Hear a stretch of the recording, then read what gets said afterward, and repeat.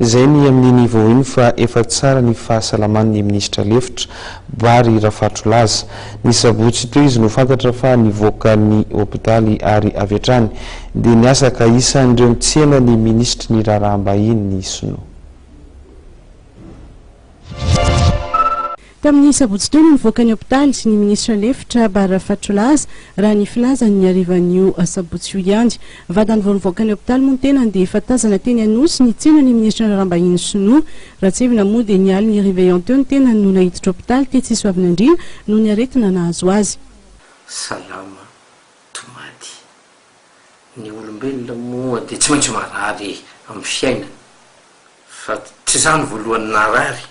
Ka niditra hôpitaly amin'ny andro réveillon tsy za mitsy angambany fa ny tsy fahasalamana avy amin'olombelona tratra ny pancréas fa mpahazo ihany izy io fa ela be dia admitany amin'ny hôpitaly moa dia nanao soins intensifs dia sao hitanareo matanjaka vonina hiasa anateraka ny asa andraikitra ho an'ny tanindrazana zay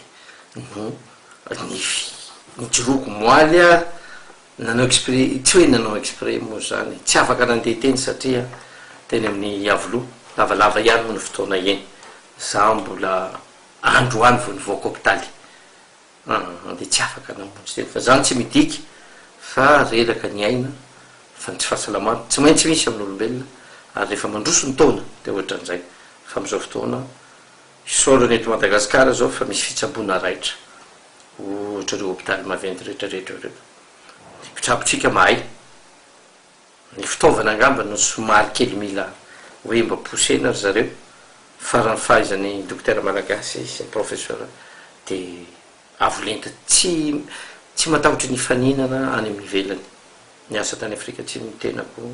Andraikitra lehibe isanosan'ity ministra ity amin'ny tompony andraikitry ny fifanarahanam-piara-miasa sy ny fampandrosoana azy eo amin'ny ministera ny raharaham-bahiny malagasy.